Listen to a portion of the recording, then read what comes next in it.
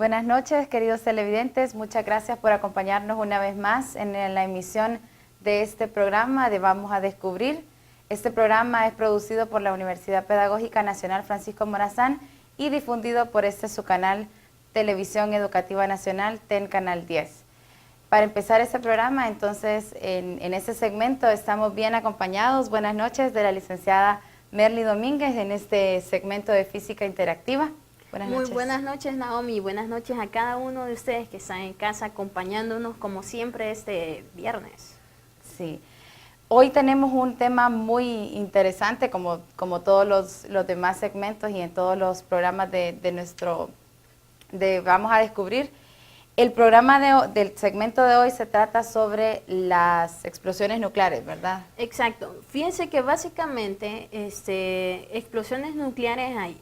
Explosiones que se han hecho porque el ser humano practica, o sea, son ensayos nucleares, y hay otras que son por accidentes, que de hecho eso deja consigo derrames nucleares. Pero hoy específicamente nos vamos a enfocar en ensayos, explosiones que son ensayos nucleares. Ah, muy bien. ¿Y cómo es que estas explosiones nucleares, cuáles son las explosiones nucleares más conocidas? Bueno, en realidad vamos a hablar de 5 de ellas, pero la explosión nuclear o el ensayo nuclear que se hizo por primera vez fue el 16 de julio de 1945. Y bueno, partiendo de ella, se asume que antes ya se habían hecho algunos otros ensayos pequeños, pero oficialmente fue el 16 de julio de 1945 el primer ensayo nuclear. Posterior a ellos se hicieron otros. Y bueno, nosotros vamos a hablar ahorita del ensayo nuclear más potente al menor potente. Y vamos a tomar 5 de ellos nada más. Perfecto. Cuando usted hizo la introducción hablaba sobre los ensayos que se hacían por error y los ensayos las explosiones que se hacían por ensayo. Exacto. Entonces, bueno, la más grande que ha habido en la historia es la que se hizo por primera vez en 1961 en Rusia. Se asume que esta fue 3000 veces más potente que la bomba que se lanzó en Hiroshima cuando la Segunda Guerra Mundial. Imagínense, 3000 veces más potente. Esta tenía alrededor de 50 a 58 megatones de potencia. Un megatón, estamos hablando de 1.000.000 de toneladas. En este caso, pues hablamos de toneladas de potencia. Y también le llaman TNT, la sustancia con la que están constituidos este tipo de bombas. Debido a esa sustancia es que entonces podemos realizar prácticamente todo el funcionamiento de fisión y fusión nuclear dentro de las bombas atómicas. Hasta ese momento, ¿cuántas se conocen? ¿Cuántas explosiones nucleares de ensayo se conocen? En realidad se han hecho multitud de pruebas. Y bueno, como mencionaba, esta primer bomba, de hecho, se asume que rompió ventanas de 560 millas de distancia de donde ella se produjo. El estallido se vio alrededor de 600 millas de distancia. Y bueno, si hubiesen habido personas más o menos a 4000 millas de distancia, se asume que hubiese causado quemaduras de tercer grado. La segunda explosión de ensayo nuclear también fue realizada por la Unión Soviética en 1962, nada más un año después, y en Nochebuena. Wow. Esta tuvo una potencia mucho menor, de 24 megatones, pero aún así dicha explosión hubiese causado daños en vidas, por ejemplo, irreparables. Pero como mencioné, estas explosiones se han hecho en forma de ensayo, aunque en Estados Unidos en 1954 se lanzó una bomba atómica también en ensayo, y esta se asumía, según los cálculos, que iba a tener una potencia de nada más 9 megatones, pero no tuvo esa potencia, tuvo una potencia de 13.5. Wow. Y por debidos errores que tuvo estos cálculos, la radiación golpeó islas cercanas. las personas quedaron con cierto tipo de daños de radiación. E incluso un pescador japonés que se encontraba a 80 millas de distancia del lanzamiento murió debido a la intoxicación de la radiación. O sea que vemos que dichas explosiones de ensayo, si no son bien controladas, pueden tener efectos, ¿verdad? Y efectos en la vida de las personas que ni por cerca se imagina que pueden estar involucradas en esos tipos de ensayos. Y bueno, debido a eso también se han creado formas, se asume formas para poder regular los ensayos. Y bueno, 3 meses después de que fue lanzada esta bomba en Estados Unidos en 1954, pues se lanzó otra.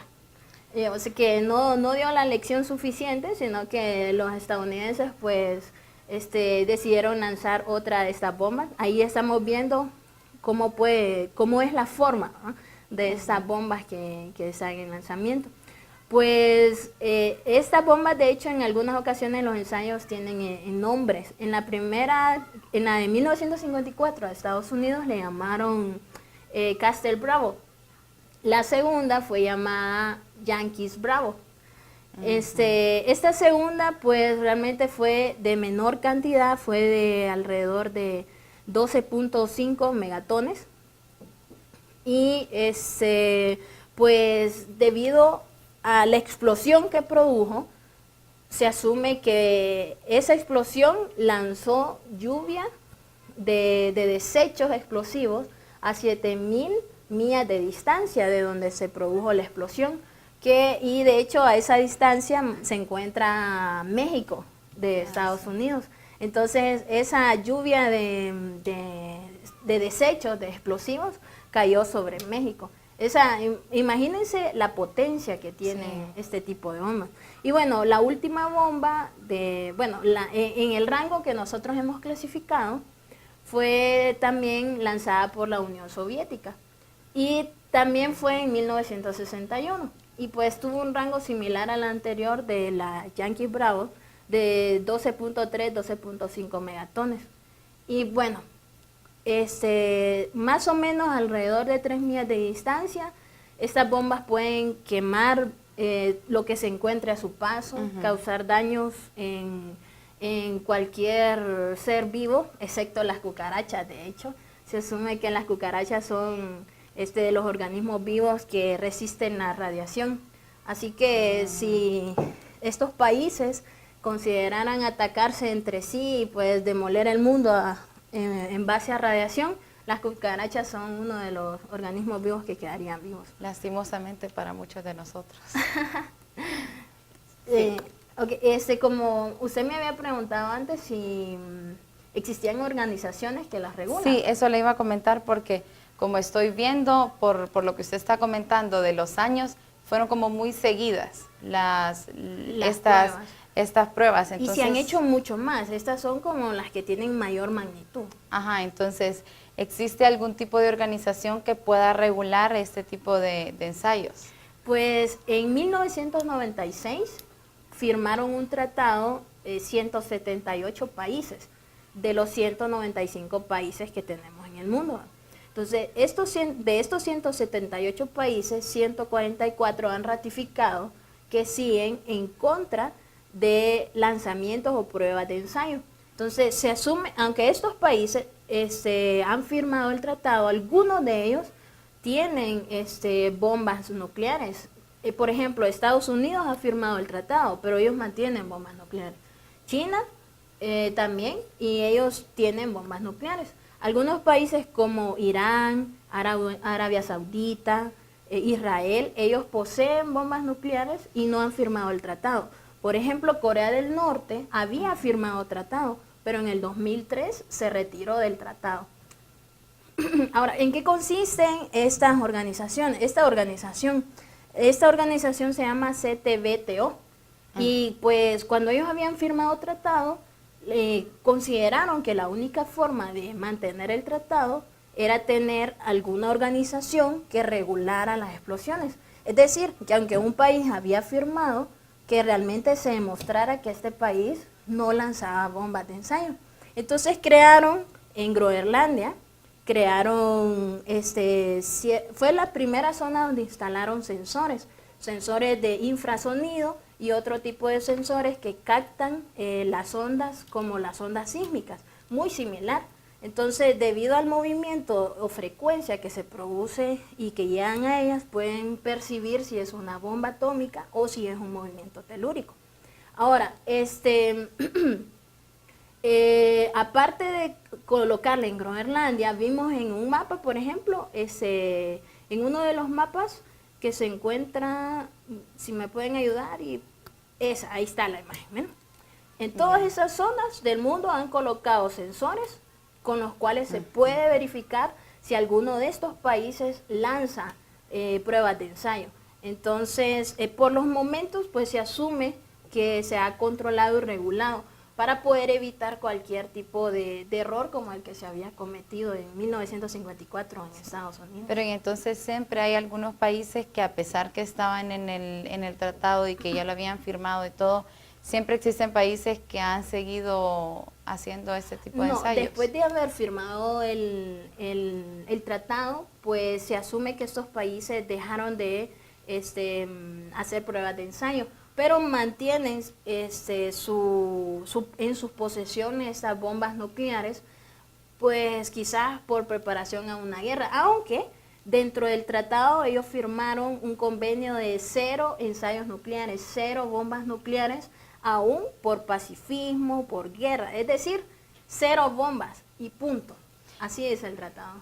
Y entonces sí sabemos que dentro de esta organización hay algunos países que no están, ¿verdad? Entonces, ¿qué se hace en este tipo de...? Bueno, realmente las organizaciones tratan de convencer a los líderes para que ellos puedan firmar el tratado y también eliminar de su posesión las bombas nucleares. Como por ejemplo, se ha intentado, de hecho las organizaciones han intentado hablar bastante con Corea del Norte, que es uno de los países que, bueno, hace poco estuvimos mencionando, estuvieron hablando mucho en las noticias de la posesión de las bombas de hidrógeno que ellos poseen, ¿verdad? Sí. Y de la rivalidad que tenía con ciertos países vecinos y Estados Unidos. Pero pues lo único que queda es que nuestros líderes tomen conciencia, porque el efecto no solo es, por decirlo así, sobre ellos mismos, sino sobre la nación que ellos dirigen. Bien, se nos ha terminado entonces el tiempo para ese segmento, pero muy interesante la plática que hemos tenido con usted, licenciada Merly. Con ustedes, queridos televidentes, les invito a que se queden con nosotros, ya volvemos.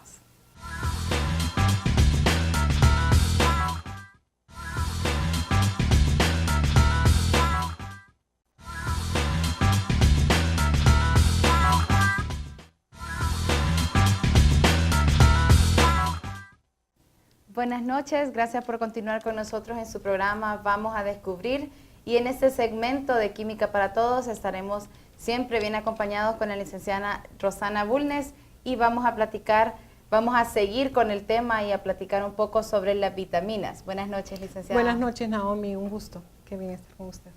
Igualmente, pues entonces, para empezar a profundizar con el tema, hoy hablaremos sobre las vitaminas A, vitamina B9 y la vitamina E.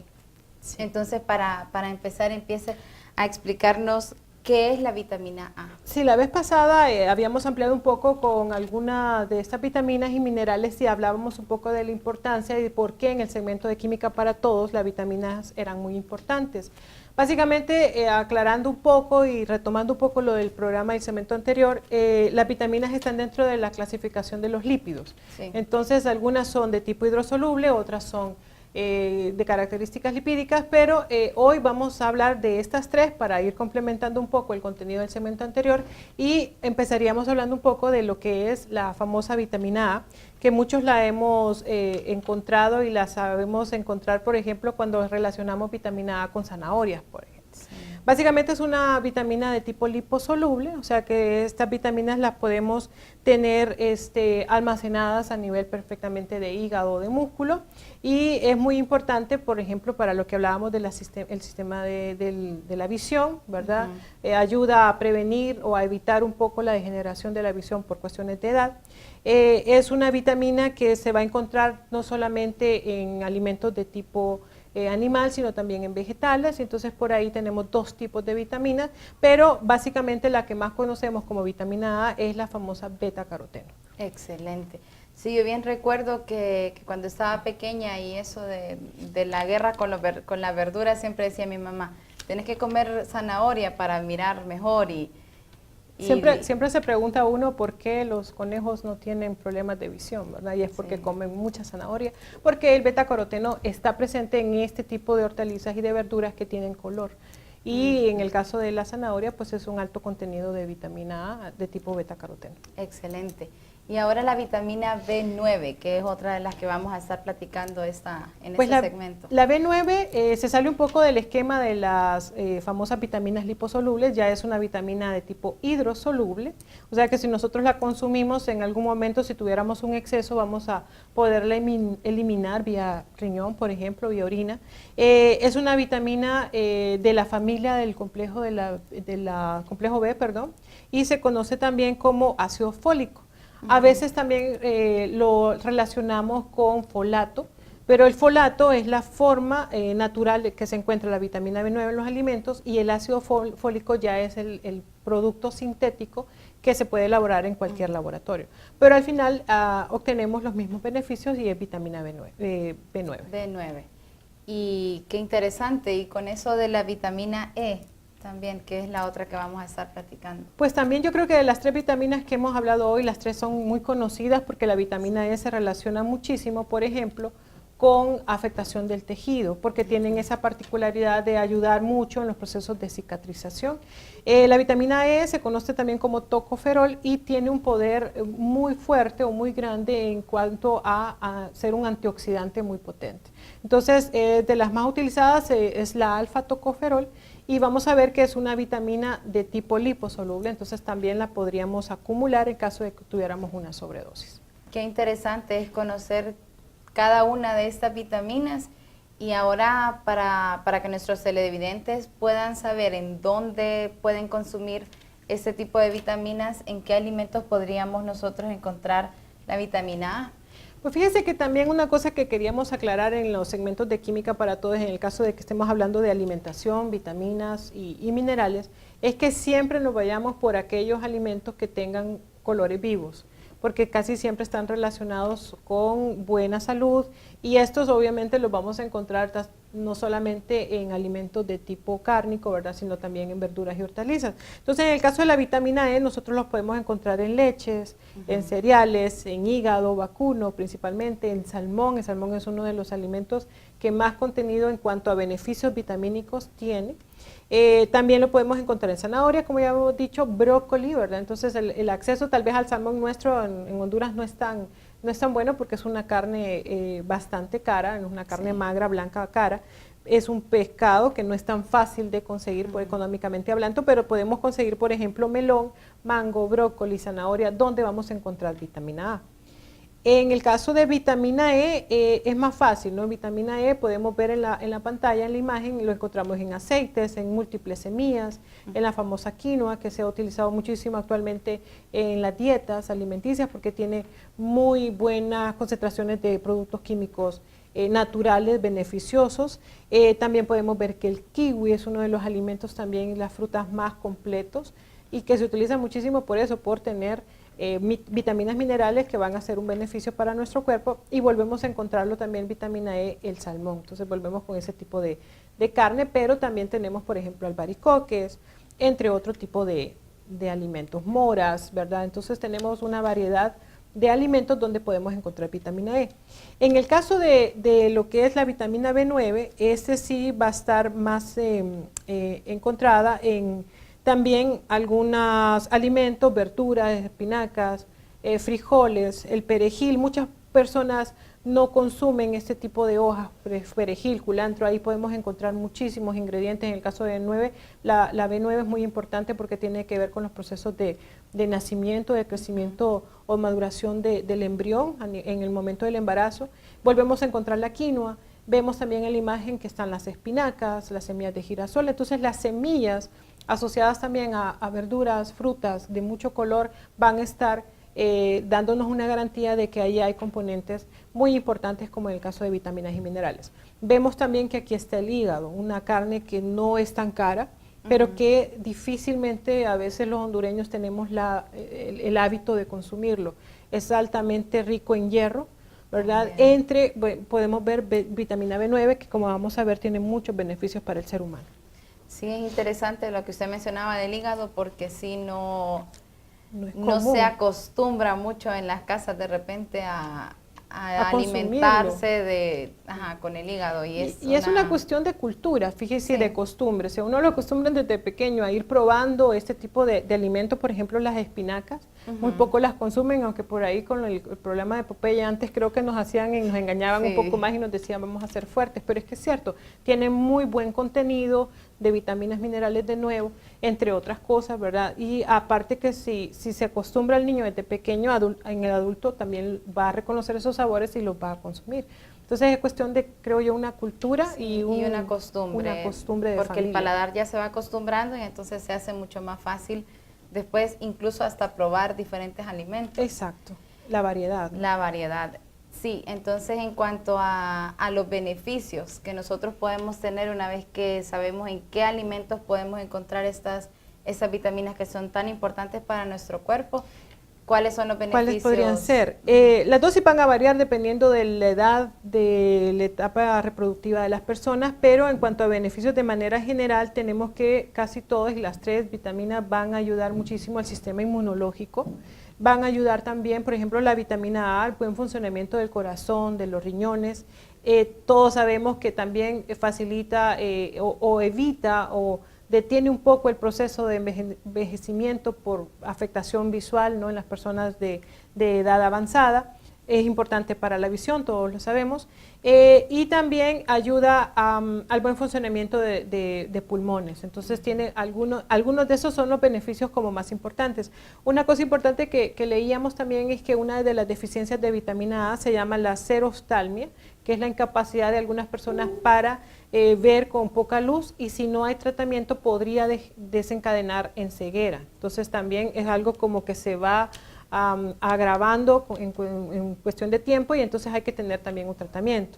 En el caso de vitamina B, del folato, del ácido fólico, todos sabemos, por ejemplo, las mujeres en etapa reproductiva deberíamos de estar tomando dosis adecuadas, y ya no digamos en el embarazo, ¿verdad?, para la buena formación del crecimiento de placenta, no solamente el crecimiento del feto, también ayuda en el crecimiento de la placenta, ayuda a prevenir defectos en el nacimiento del bebé, y ayuda también a tener buen desarrollo de columna y cerebro en el feto al momento de la concepción. Entonces, por ahí se dice que la OPS ahora está recomendando que las dosis de folato de ácido fólico no se den solamente en mujeres embarazadas o que van a tener un bebé, que lo han planificado, sino que desde niñas, ¿verdad? Desde más o menos la edad de 12 años ya hay una dosis recomendada. Y en el caso de vitamina E, sabemos mucho de que es un antioxidante y ayuda a evitar o a contrarrestar radicales libres. Esto lo que hace es que también disminuye el proceso de envejecimiento, además que ayuda muchísimo al sistema inmunológico, por el hecho también de que ayuda en la cicatrización. Se utiliza muchísimo la vitamina E para la regeneración de tejido en quemaduras y en cicatrices, además de que también puede evitar la coagulación de la sangre, y eso podría prevenir entonces problemas de embolias o de infarto, ¿verdad? Entonces tiene muchísimos beneficios, esos serían como los más importantes, pero son múltiples los beneficios de las vitaminas y minerales que debemos de consumir en la alimentación diaria. Y que tiene también sus consecuencias en el caso de que no se puedan ingerir, entonces está lo de la deficiencia que usted mencionaba. Sí, hay deficiencias en las 3, ¿verdad? En todas las vitaminas producen algunas afectaciones y básicamente serían relacionadas con náuseas, cefaleas, en el menor de los casos, de importancia, pero también, por ejemplo, la vitamina A, un efecto secundario que me pareció gracioso, es la piel naranja. Entonces la gente se pone o come zanahoria antes de irse a broncear para broncear de este color. Esa es una afectación secundaria no negativa, porque obviamente esto va a pasar, ya habíamos hablado un poco de bronceado en algún programa, pero eso sería de las afectaciones menos negativas que podían producir. Interesante. Y también comentando un poco más sobre lo del ácido fólico que usted mencionaba, Sí, yo también ya había leído un poco que no es ingerir el ácido fólico ya en el momento en el que se está en el embarazo, sino como desde antes. Es una prevención. Es una medicina preventiva. Exactamente. Bueno, muchísimas gracias por profundizar un poco más en esta segunda parte del programa de Química para Todos con el tema de las vitaminas. Gracias a usted. Muchísimas gracias. Y ustedes televidentes, les invito a que puedan quedarse con nosotros. Enseguida regresamos.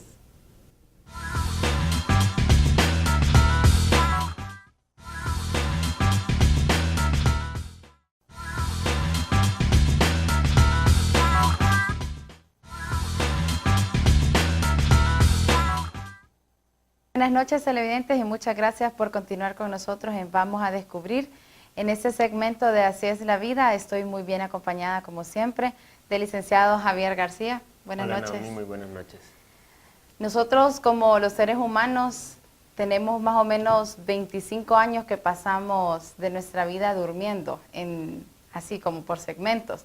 Los gatos van mucho más allá y tienen alrededor del 70% de su vida durante el sueño. Entonces queremos en este segmento hablar un poco sobre qué es el sueño para empezar y cómo es que los animales duermen.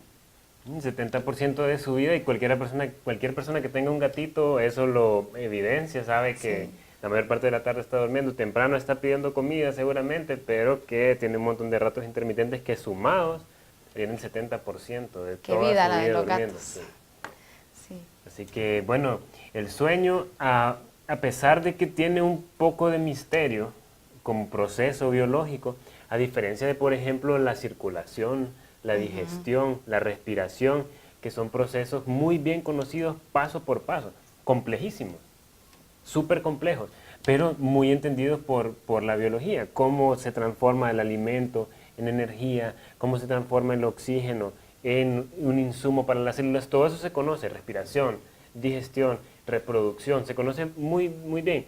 El sueño, por el contrario, tiene un poquito un velo de misterio porque hasta las personas que se dedican a estudiarlo a tiempo completo, neurocientíficos dedicados a ver el proceso como tal, reconocen y dicen incluso, es un poco vergonzoso reconocer esto, pero que hay vacío de conocimiento al respecto y aparte que tiene todo el misticismo del hecho de soñar y de todas estas cosas, ¿verdad?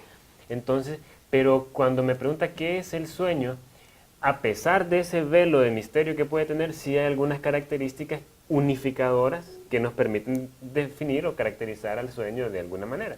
Entonces, características, ahí vemos por ejemplo en pantalla un mamífero durmiente, ¿verdad? A un perezoso, un oso perezoso, con una postura bastante cómoda.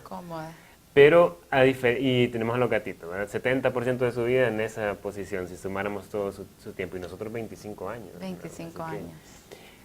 Pero, ¿cómo podríamos caracterizar el sueño? El sueño es eso, es un proceso donde hay alteración de conciencia, no hay pérdida total de conciencia, sabemos que soñamos, sabemos que hay procesos mentales sucediendo, pero existe un proceso de alteración de conciencia al mismo tiempo que existe una inhibición de la acción de los músculos voluntarios, de los músculos esqueléticos, por ejemplo, que son los que hacen este tipo de movimientos que nosotros adrede realizamos, a diferencia de los músculos involuntarios, que ahí sí...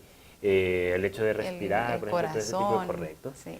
Eso se mantiene en la acción, pero alteración del estado de conciencia, inhibición de la actividad muscular, inhibición de la sensibilidad al medio, es otra característica unificadora de todos los procesos de sueño y el hecho de que sea un proceso reversible, fácilmente reversible.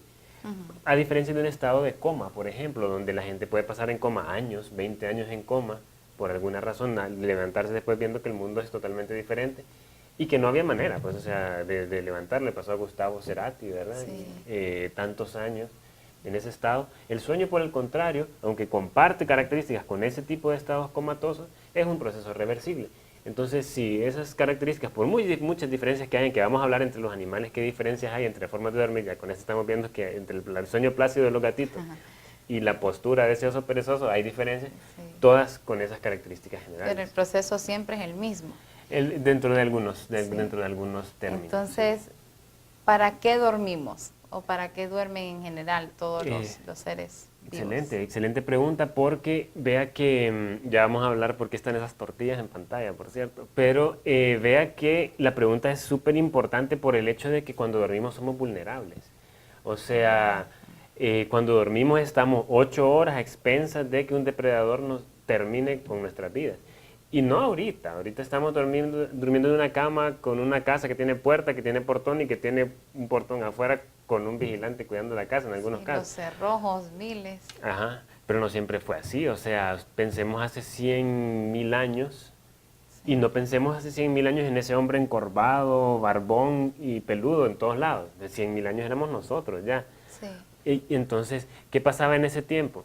Si podemos regresar a las tortillas, vamos a ver por qué razón esto tiene relación con el tema. Vean que somos vulnerables, o sea, en ese tiempo vivíamos en una gran sabana desierta donde no había mayor lugar donde refugiarse y entonces estar 8 horas expuesto era una cosa delicada, pues, o sea, Sí. debe ser algo que lo valga para que nos sometamos a esa vulnerabilidad, que viniera una serpiente y nos mordiera y nos envenenara, cualquier cosa, ¿verdad? Sí. Ahora no, ahora mantenemos el sueño, pero ¿para qué? Para ahorrar energía, dicen algunos. Y vea que no, los estudios han determinado que una persona con una actividad moderada por 8 horas, despierto, contra una persona dormida por 8 horas, ahorra la cantidad de energía equivalente, no a esas 2 tortillas que estaban antes, sino que a una.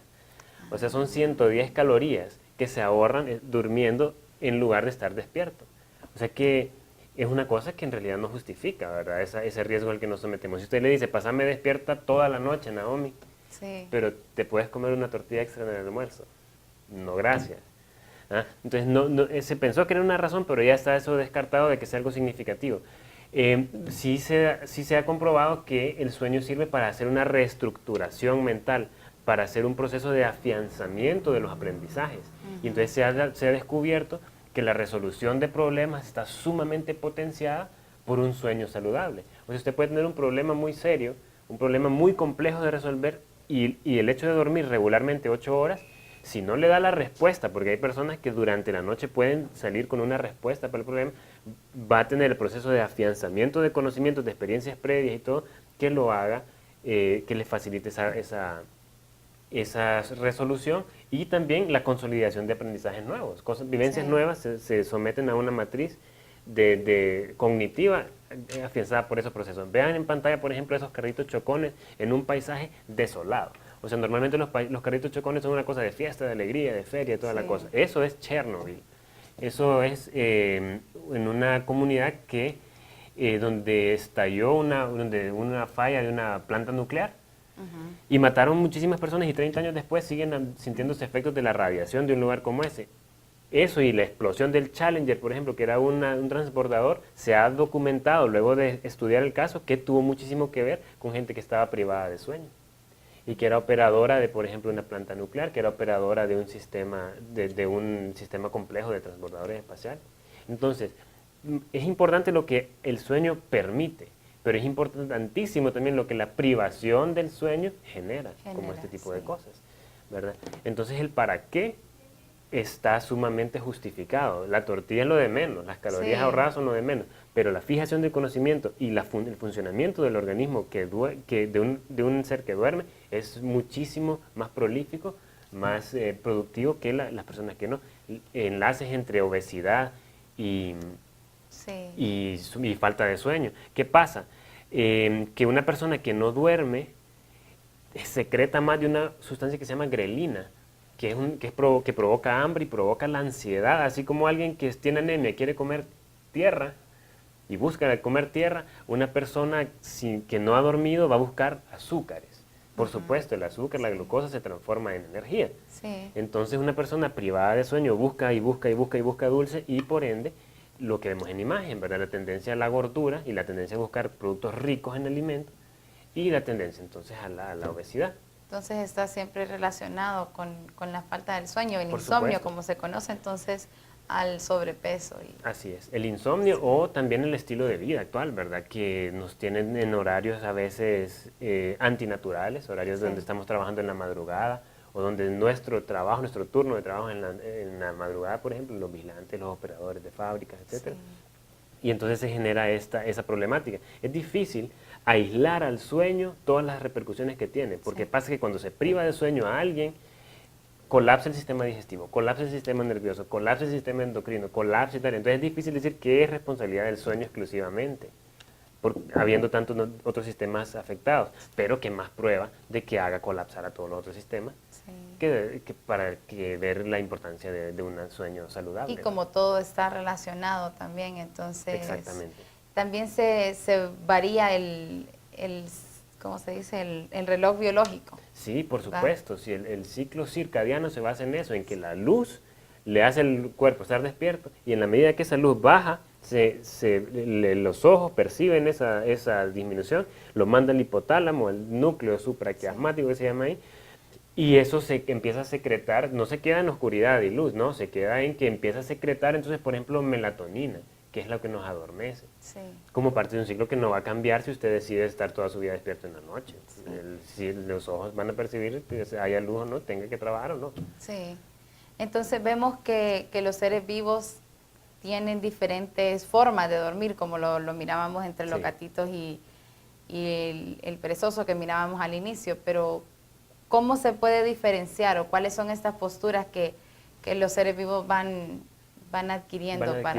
Posturas o hábitos, mire que es bien diferente. Usted se había puesto a pensar si una hormiga o un zancudo o una mosca duerme.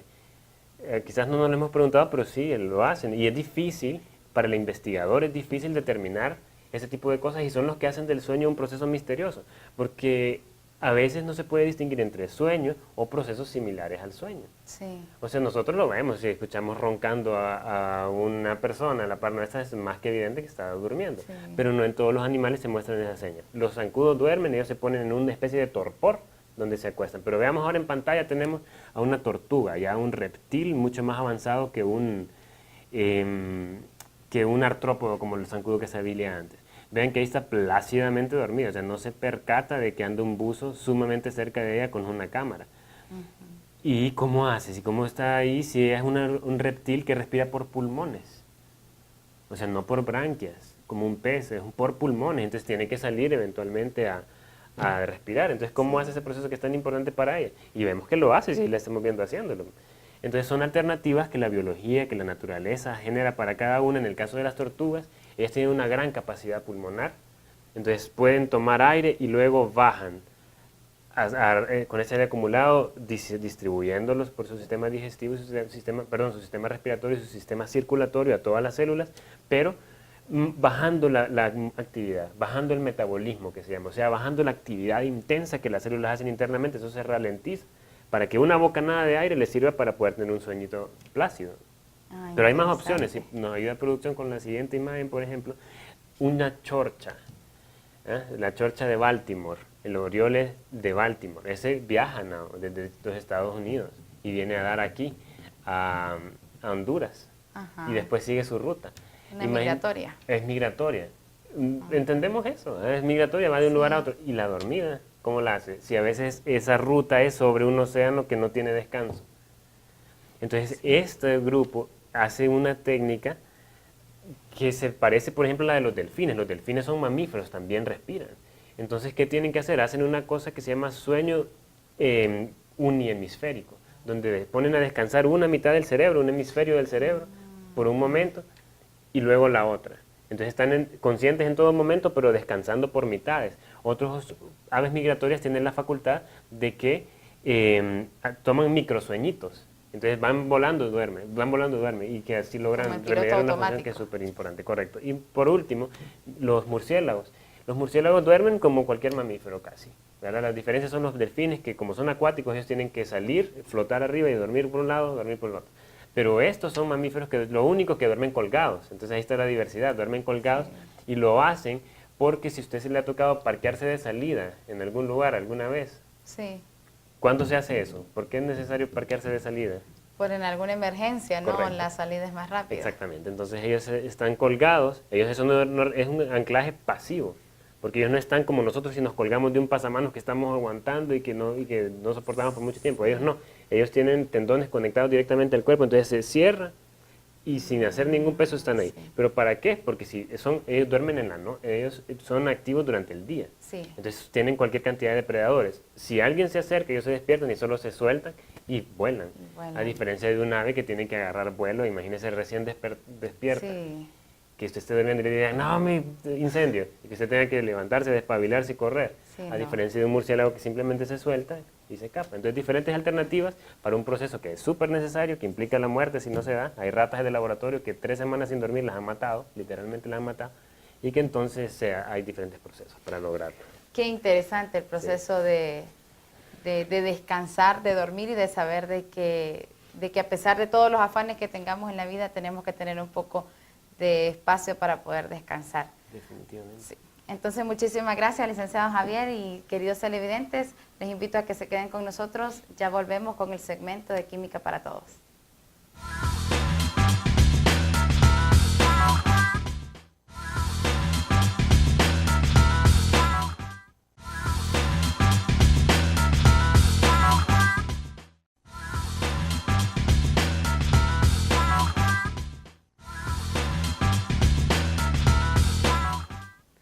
Buenas noches tengan todos queridos televidentes, bienvenidos a una nueva emisión de su programa Noticiencia, en el cual abordaremos temas de índole nacional e internacional, todo en el ámbito científico. Buenas noches, Jocelyn. Buenas noches, Fanny. Muy buenas noches tenga cada uno de los televidentes que nos sintonizan desde ya. Y como lo mencionó Fanny, hoy les traemos noticias tanto nacionales como internacionales. El día de hoy les estaré hablando acerca de una gran noticia, pues que muchos científicos han descubierto la cura del cáncer de colon en ratones. Y también, entre otras noticias, Holanda trae su primer planta de energía solar en el mar. Entre otras noticias, tenemos lo que es la experimentación de ratones. ¿Para qué? Para decir adiós a la calvicie. Para dar inicio a estas noticias muy interesantes, entraremos con una noticia que tiene que ver con esta casa de estudios, la Universidad Pedagógica Nacional Francisco Morazán. ¿En qué consiste? La universidad ha lanzado un proyecto innovador en cuanto a la enseñanza. Este proyecto innovador es oficial, ya que trata de la tradición a la innovación. Esta innovación data de lo que es el TUIN, proyecto TUIN. Más que todo, tiene que ver con lo que es el centro INTEX, más que todo conocido como el Instituto de Innovación Tecnológica. Según criterios de nuestro querido rector, el doctor Hermes Adubín, entra en vigencia lo que es este año de fortalecimiento de la calidad, la equidad y la pertinencia. Según también nuestra directora, la licenciada Lea Cruz, del Instituto de Innovación Tecnológica, INTEX, este proyecto nos va a ayudar a fortalecer lo que es el proceso de enseñanza en cada una de las aulas.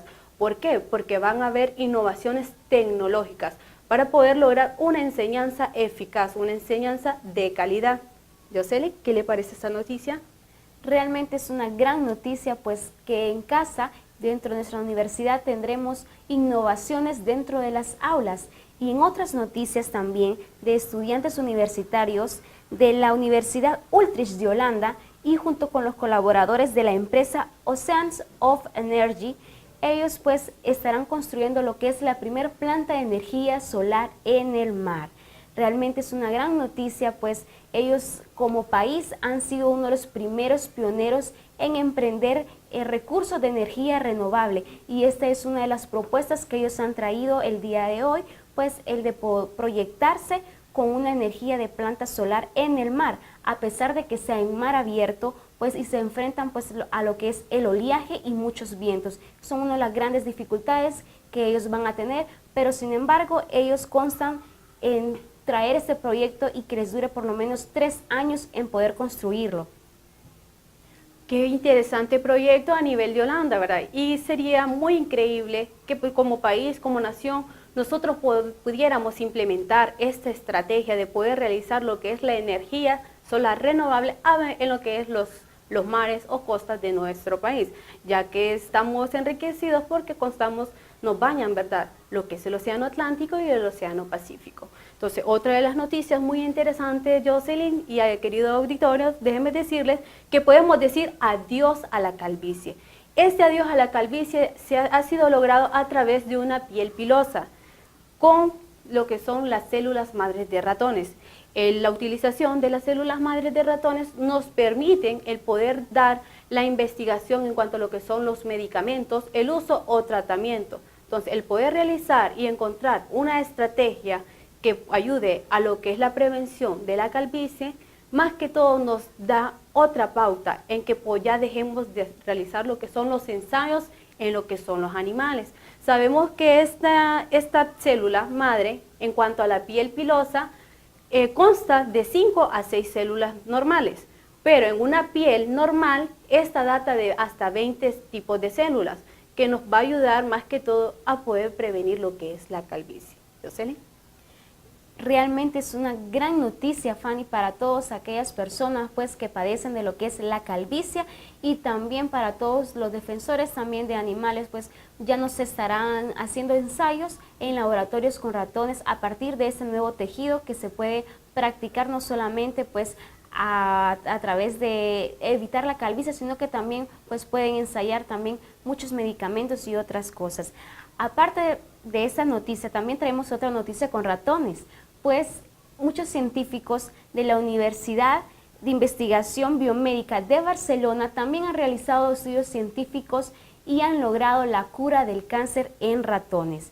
Este estudio les llevó casi 4 años, pues junto con la compañía de otro científico, Edward Battle, ellos han introducido lo que fueron mutaciones en ratones de colon, y pues ellos han desarrollado también lo que fue la neutralización de la hormona TGF-beta. Esta es la hormona pues que a ellos les ayudó a neutralizar e inmunizar lo que es el colon, y así poder evitar que en estos ratones pues vuelvan a existir otra vez lo que se llama tumores de colon.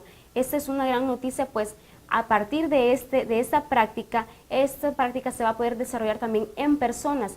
Claro que llevará mucho tiempo también en desarrollarse para poder practicarlo en personas, pero ya es un muy gran avance de que puedan haber curado la cura del cáncer de colon en ratones. ¿Qué le parece, Fanny, esta noticia? Qué interesante invención va, y descubrimiento, y sobre todo la práctica experimental, en este caso con los ratones. Sabemos de que ya pudieron curar lo que es el cáncer de colon en ratones. Entonces la primera instancia que nosotros a veces tenemos es que puedan lograr y llevar a cabo este experimento científico en el ámbito de la salud, y sobre todo poder curar el cáncer de colon, pero en los humanos. ¿Jocelyn? Así es, Fanny. Muchas gracias por habernos sintonizado el día de hoy. Los esperamos en una emisión más de su segmento Noticiencias.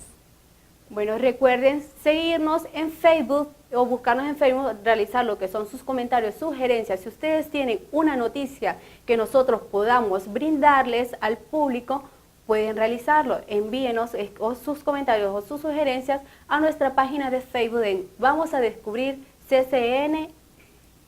Y recuerden que más que todo nos pueden sintonizar los días viernes de 8 a 9 de la noche por su canal TEN Canal 10.